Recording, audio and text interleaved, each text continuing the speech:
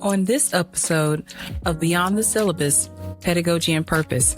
The biggest thing our professors and our teachers could do is really helping the student to understand I'm all in on being your trusted adult. I'm here for you. I'm invested in your success. One piece of wisdom you want students to hold on to after college. You know, we get this one life. We have this one opportunity to make a difference. Where and in what space will we be the difference maker? Welcome to this episode or conversation of Beyond the Syllabus, Pedagogy and Purpose. And I have the pleasure of having my colleague with me today for today's topic. And I have Dr. Mary Jordan from Wingate University. And if you're from the area, it's Wingate. And that's a whole nother story. But she is the director of our Career Services Department, but she's much more than that. So Mary, thank you for joining me today, and tell us a little bit more, because I haven't captured all that you are. Thank you so much for having me, and thank you for that beautiful introduction. It's genuinely my honor to be seated in the position I am on campus. I am the director of Career Services, and I will share with you all and with your amazing audience that my very first job in higher education started as a work-study student in December of 1994 when I answered phones in the Career Services office. Oh, so there is something so special about being in this position for me at this very moment in time in my life. The sheer joy I get from working with students, I'm so very grateful for each and every day. So I'm excited to be here with you today. Thank you. I love it. And it shows. It shows. Thank you. So Mary has been with us. Oh, we're getting... 4 months-ish. Yeah, we're getting to the half-year mark. Yeah, we're getting close. We're getting close. But in that short amount of time, the work that she has done on our campus and with our students, it shows, it shines, and I thank you. I thank you for that. Okay, so we're going to get into our conversation today. And usually these topics are things that I sit in my office sometimes, or I'm traveling, and it's like, I wonder if other people have these questions, or they're experiencing the same things. And again, this is kind of why the podcast exists, to have those conversations that really, really do go beyond just that little piece of paper that says, here are the outcomes that a student needs to have in this course or in this discipline. So here's where we're going to start today. So, and I've had these conversations with students, and I know that you've had many of these conversations as well, but they go through their courses, they go through their program. Either they are beginning to look for a summer job, they're looking for an internship, or in the case of our seniors, they're looking for the real job. And they know they've taken the courses in their discipline. They know they've learned something about this profession they're entering into, but they can't articulate that, right? They may have some points on their resume, but when it's time for those interviews, they're like drawing a blank of connecting their academic experience to what this job or this role is requiring. So it's like a bridge. The bridge is missing. So what do you say to students? I'll reserve my comments, but what do you say to students when they say, I don't have the skills for this particular job, or I'm beginning to look for jobs, but I don't know whether I'm qualified for that? Like, how do you start creating that bridge between what they have as skill sets and what these jobs they're reviewing have, and if they meet those requirements? That's such an important question. Our students are in this amazing space, this amazing early career talent space, where they're not walking into a job interview or even starting a job application with a long list of experiences because of the stage in which they are in their career. But what I help them to do, and what our team helps them to do, is to understand the experiences they've had here on this campus. not necessarily paid experiences, maybe some volunteer work, maybe a project that led to something outside the classroom. Those are all valuable experiences that help to thread the story and the work they're going to do in the next stage. So what I advocate for students to do, specifically if a student's walking into us with their resume, or maybe they don't even have one started, but you'll see where students will list work experience and then extracurriculars. We need to take away the word extracurricular and take away the word work and just leave the word experience. And now let's start unpacking everything you've been doing since day one on this campus. And it's really in that storytelling where we are able to capture those moments where either a light bulb went off for them or there was some type of emotional investment in whatever the experience and the outcome ended up being, that they'll be able to highlight and bring into that interview with them. So it takes time, and we advocate for students to come into our space early and often. Start as freshmen with us. We want you here as freshmen. We want you to come to us with no resume. Don't come to us with anything. How about just a clean blank slate? Let's get started having the conversations. Let's start planting those seeds that will be gorgeous bouquets by the time they're walking across the stage in 4 years. So it's really helping them to understand that helping our seniors and our juniors to understand that they have had experience. You've had multiple experiences, not only in the classroom, but outside the classroom. It may not be a job that we're referencing, or that experience may not be a volunteer experience we're specifically referencing, but let's unpack all that you've had so we have options from which we can share. I love that. You said a bouquet of experiences when they cross the stage. You're going to have to coin that phrase, right? You're going to have to use that. Thank you. Because Thank you.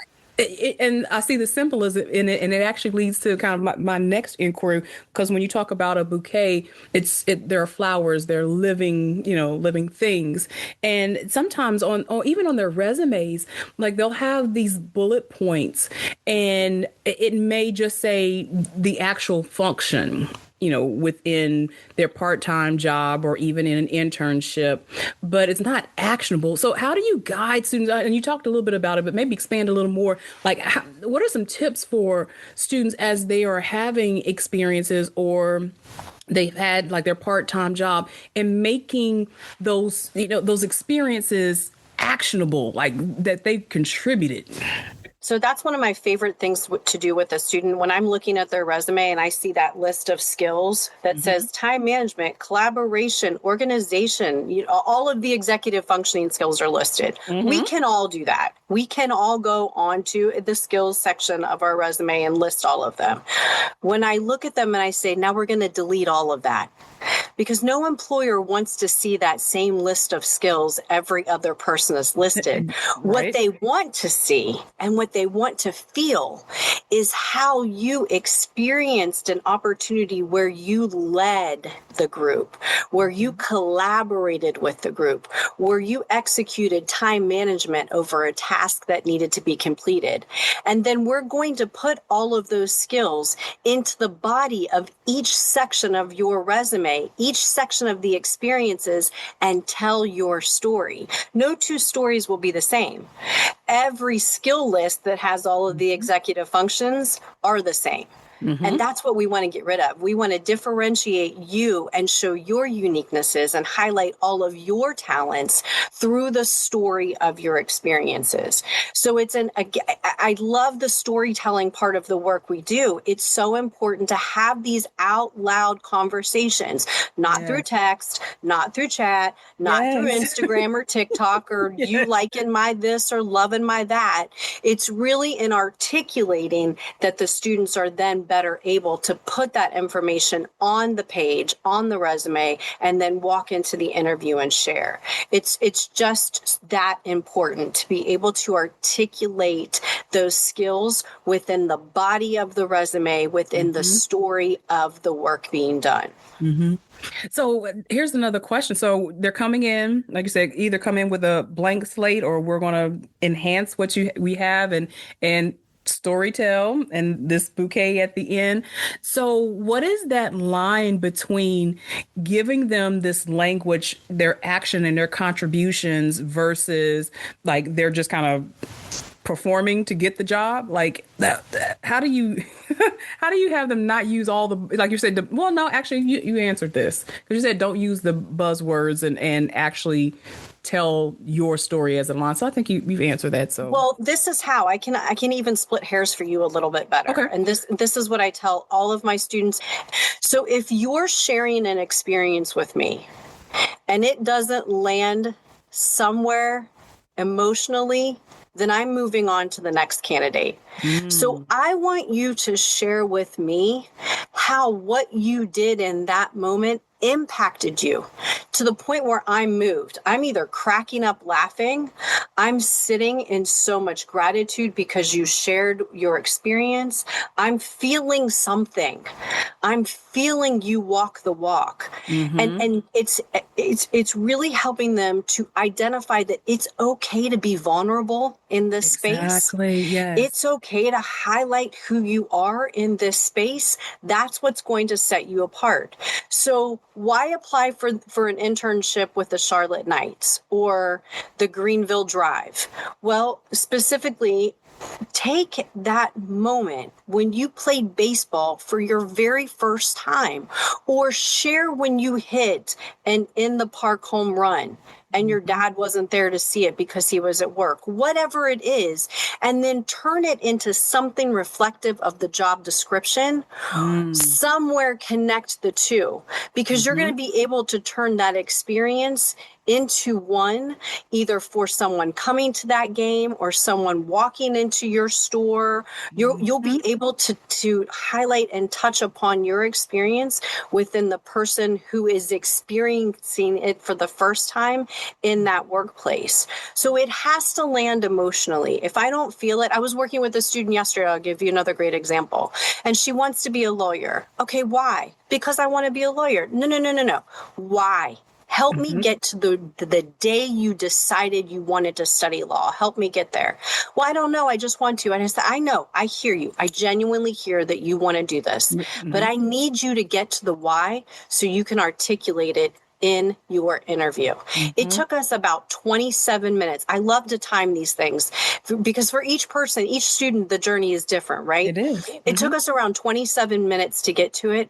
And I will tell you what she landed on was so beautiful. She wants to study law because she wants to not only prove to herself that she can be out there making a difference, but she wants to prove to everyone else who thought she couldn't, who thought she was just going to be a TikToker for the rest of her life, that she has value and she has worth. Now, she sat in my office and cried, but when we came to that emotion, when we came to that story, when that moment where she hit the nail on the head and she knew what she wanted to do, I am not kidding you. Every interview question I threw at her, and I threw hard ones. I will write mock interview questions all day long. I threw hard ones at her. She wrote, if it were the interview, she would have hired, like she would have got the job. Wow. Like that's how good she did, because she tied her direct experience and her emotion into that piece. I love it. Thank you for coming through on that's exactly what I was trying to angle that at. That not only do you have this resume, not only do you have these bullet points and bringing them to life, but when you are in that situation where you're interviewing, you still have to tell the story, and you do have to bring that emotion to it. There has to be some type of passion behind going into whatever career you choose, because 100%. it's not always going to be happy, right? There's always an ebb and flow, but there's some motivation behind that. And you do.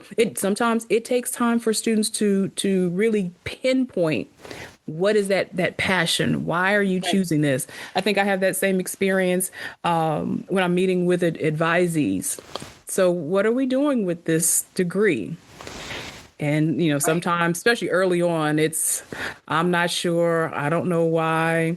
And then, well, why are you here in college?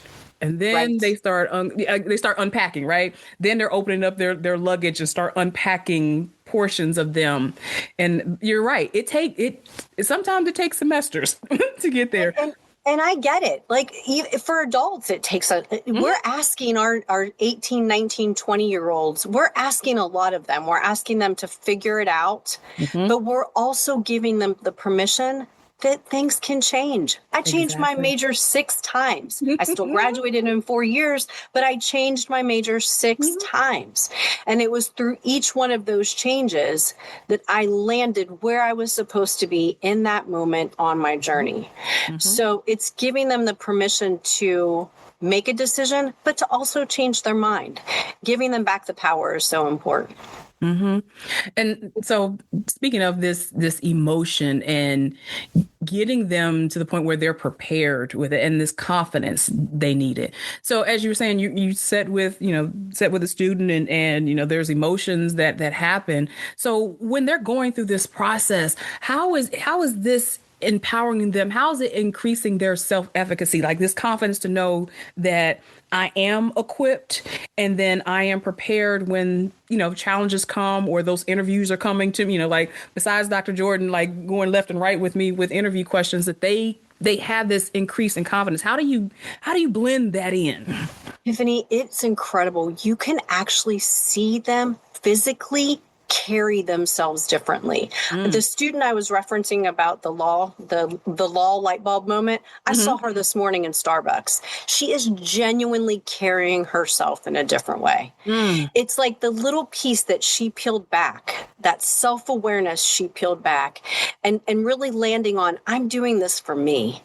That has helped her to walk into a space with so much more confidence.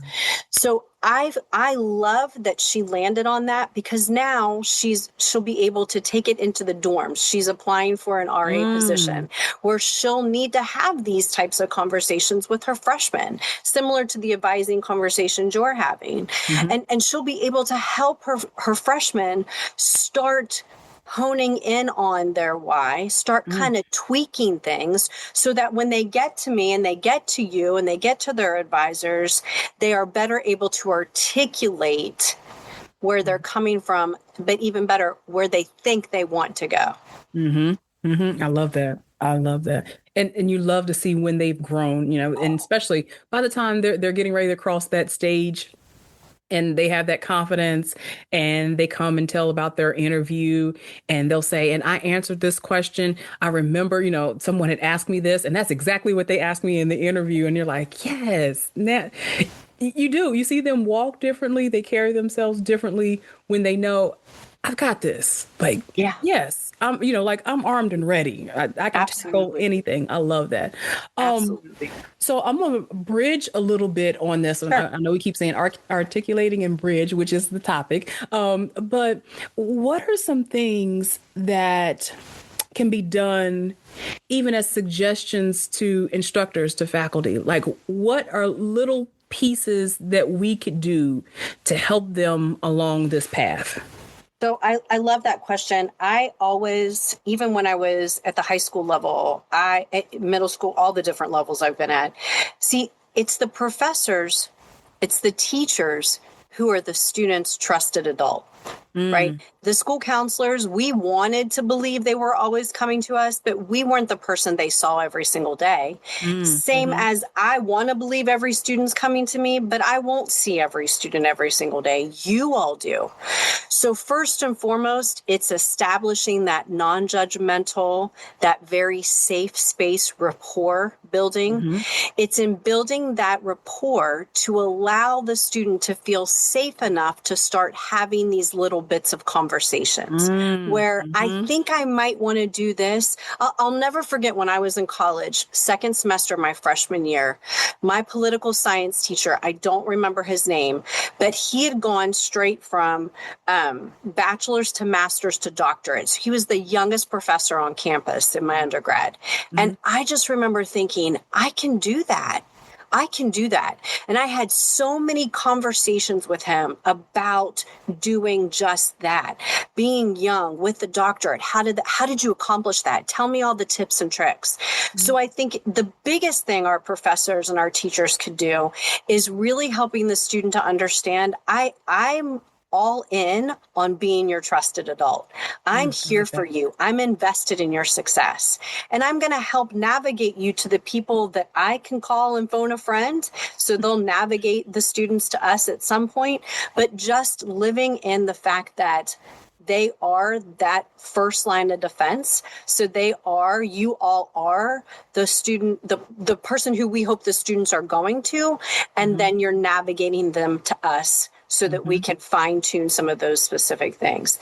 In addition to like starting that conversation and really building that conversation, I think from a business perspective, when you look at education as a business, we want to make sure that our clients are well served. So making sure that they do have that full repertoire of resources available to them. Make sure that we are all on top of the internships in our industry, that we are all building those employer partnerships, that we are all leaning into LinkedIn and not only having our own very robust LinkedIn profile, but making sure that our students are starting to build that. And that's the beauty of the work we do on this campus. And I've been on so many campuses, but so many faculty have leaned into, Mary, we're excited about you being here. We want to partner. You are the very first person to do that. You were the very first person to welcome me into your classroom. And I feel like once you did, everyone else was like, oh, it's okay. Let's bring her in. and people started doing it. So it's like, thank you so much for welcoming me into your safe space and for allowing me the opportunity to talk to the students who trust you in that space. Oh, I think building that relationship is very important, not only with me, but with the students. And again, thank you for that, because it is about this village, right? And that's what I subscribe to when I talk about my philosophy, my teaching philosophy. It's the African proverb. It takes a village, and it's everyone in that village. Everyone plays a role in the development of our young adults, our next generation of professionals. And like you were saying, listening, being that listening ear, yes, we're there to teach. True. But being able to listen to the students and their aspirations, because several of them probably want to walk in our footsteps, maybe not to the collegiate level, because that's a whole nother episode, but they want to go into our industries and our experiences and have them on their own. And sometimes they just want to come and talk and ask questions. And you want them to feel, like you said, you want them to feel a safe space is there to have that conversation with the professor who can, yes, give them insights on industry experience, but sometimes just listen. And okay, so how do I solve this issue? Well, maybe the professor can solve it. A lot of times we're like, yeah, let me find, have you gone over to the career center? Did you talk to them about this? They have a lot of stuff over there. And, sometimes we're like, oh yeah, no, I haven't. Well, let's start there. You can always come back and we can have this conversation, but go talk to them. They're going to help you out. So I think this interconnectivity within, from classroom to our students, student services, all those support systems that are on campus, it really, again, beyond the syllabus, right? It has to have this relationship with this village. For us to thrive, not only in our work, but in our work for our students, we have to have that type of relationship. It has to be that way. It does. So you've given some actionable steps for faculty, right, and instructors, like what can be done, right? These informal conversations or formal conversations, if you're an advisor with our students, what are like maybe 3 or more, however many you want to give, some actionable steps for students as they begin to think about either creating the resume, maybe they've heard about this thing called LinkedIn. Everyone keeps talking about experiential learning. What is experiential learning and why do I need it? What are, again, 3 or more actionable steps for students to get started down this path? So my first and foremost, most important suggestion would be for students to log into their Handshake account, click on schedule new appointment in the Career Center, and get into our space. Come and talk to us. We have opportunity. One of the most beautiful things Wingate offers to our students is unlimited access to us. Students are not limited. They can come to us. I love when I share this piece when I'm in classrooms. You could come and talk to us every single day of the entire school year if you wanted to. Wingate does not limit your access. So take full advantage of it. Your tuition dollars are paying for it. Come and see us. Schedule a resume writing workshop or session. Schedule a storytelling. Schedule a pitch. Schedule a grad school session. Schedule all the sessions and then schedule follow-up sessions. Like, do that part of the work. Once you're in here, we will partner with you around the rest. For our freshmen, I tell them, please lean into your one dog class. This class was designed to set you up for success at the post-secondary level. So please don't brush off these assignments. They are meant to help you be successful with intention. For our sophomores, go ahead. Oh, I'm going to pause for a second because we may have some that are outside of our university. Can you explain what one dog is? Yes, absolutely. And thank you for doing that. And Handshake too. Most students should know about Handshake, but just in case there's some that don't. 100%. I hear what you're saying around the most student. And Handshake, right? So right. Handshake is that early career talent resource hub. There are so many things, so many resources for students within that platform. So not only can students on our campus schedule appointments to come in to see a career peer mentor as well as to come in to see me, they can also log into the resources hub, and there we are building out different, for lack of a better word, filing cabinets of information for students. Mm-hmm. So let's say a student gets an opportunity at like 10 o'clock at night for a 9:30 interview the next morning. They log in and there are 0 appointments for prep before that interview the next morning.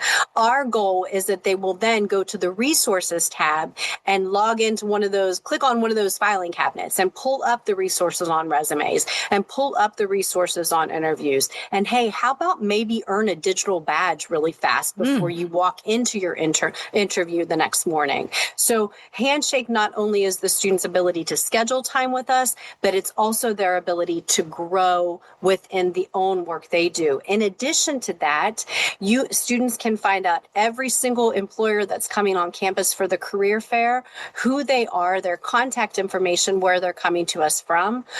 Early career jobs are listed in Handshake. Early career internships are in Handshake, not just for North Carolina, but for the countrywide. If they don't want to stay in North Carolina post-graduation, but they're looking for an opportunity, let's say they're coming to us from Texas, they can, in the filter, put in Texas and identify internships and job opportunities in Texas. So it's a beautiful platform that we've adopted this. I believe it was adopted before I started. That will help students not only schedule appointments with us, but to grow throughout their journey in that early career space. So the one dog classes are like that University 101 setting for our freshmen and any transfer students who are coming to us. And those courses, each one of the modules within the contents of the one dog classes are designed to make sure students understand time management as a new college student, that they understand the difference between taking notes as a college student versus taking guided notes as a high school student, that they understand how to create a schedule, what a schedule is, when to input their classes, how to use all of our technology. And then there are 3 weeks within the contents of the new One Dog course where career services has been embedded into the work. So our goal is to help get to the students earlier so that they're creating that resume, or they're at least, you had asked what can students do, open a Word document or open a Google Doc, put the date and the action and what you learned. Put the date and the action and what you learned. You can also log this in Handshake as an experience.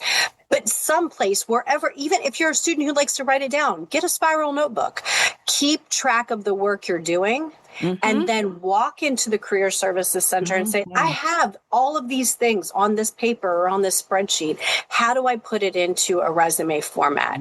So really starting early to keep track of that work is extremely important. When it comes to additional offerings, and you had mentioned specifically LinkedIn, I'm LinkedIn obsessed. Anyone on this campus who knows me will tell you that they almost, look at me and say the words LinkedIn because they know I'm going to ask them something about LinkedIn. There are 1.6 billion people on LinkedIn. Someone's going to connect with someone who knows someone that's going to help you get an internship or a job.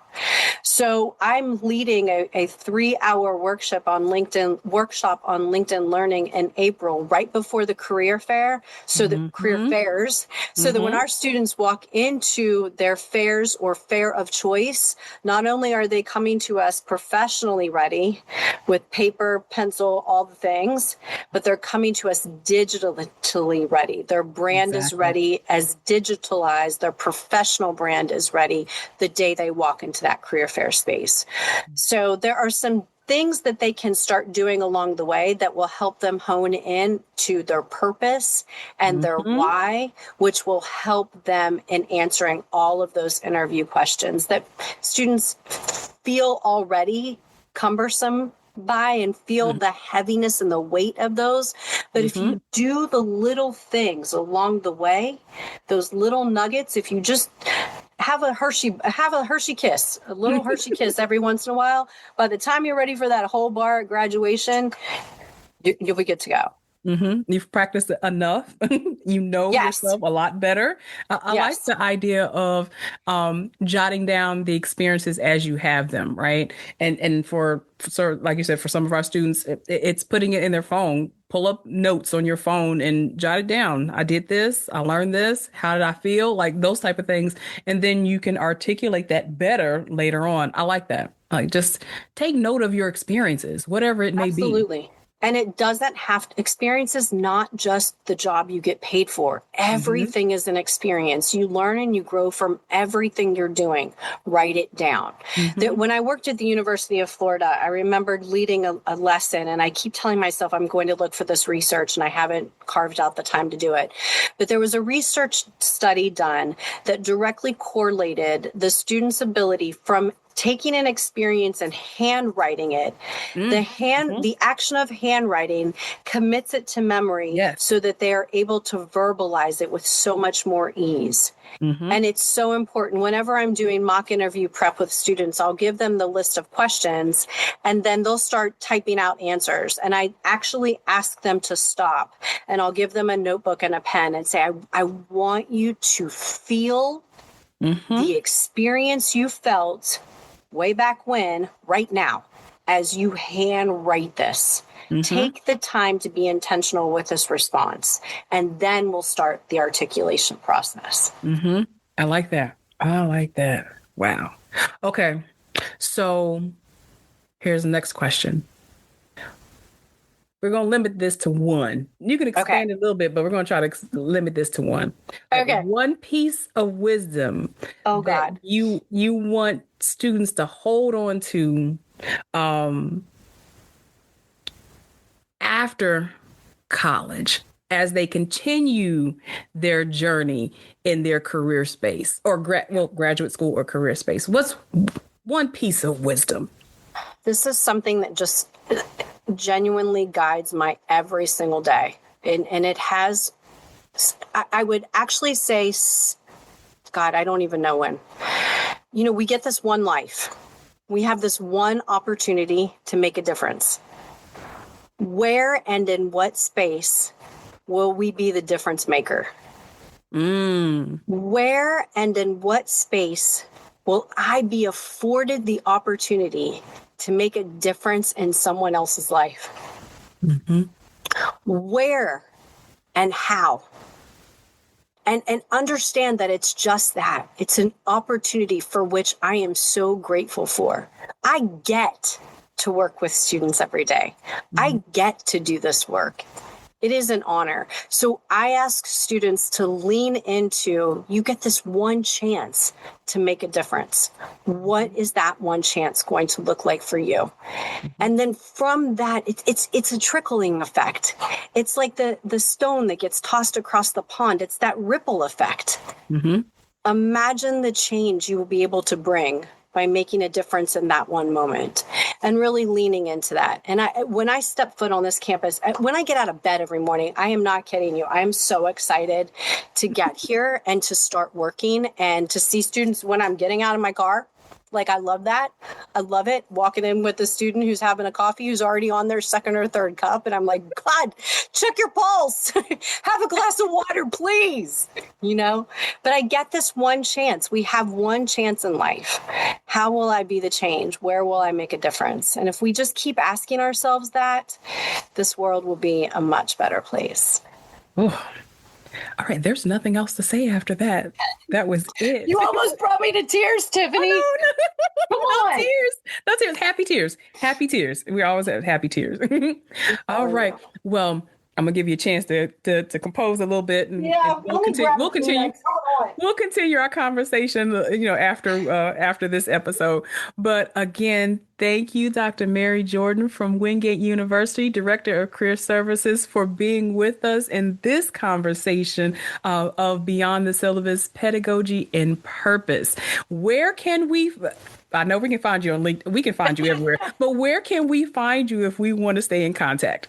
Please send me an email at m.jordan@wingate.edu. Please follow and connect with me on LinkedIn. It's Mary Jordan EDD. I welcome all connection. Every single connection I have, I tell my students all the time, please get into my contacts, like stalk my profile, get in there, connect with whomever I'm connected with. I'm connected with them for you. So please connect with me on LinkedIn. Please send me an email. I would love to connect. Through you, I'll be able to impact more lives. So I look forward to meeting up with each and every one of you. Thank you so much for having me today. It's been a real pleasure. Thank you for coming. All right. Thank you. And we'll see you next time on Beyond the Syllabus, Pedagogy and Purpose. This brings us to the end of today's episode of Beyond the Syllabus, Pedagogy and Purpose. Thank you for listening. Until next time, keep learning, reflecting, and growing beyond the syllabus.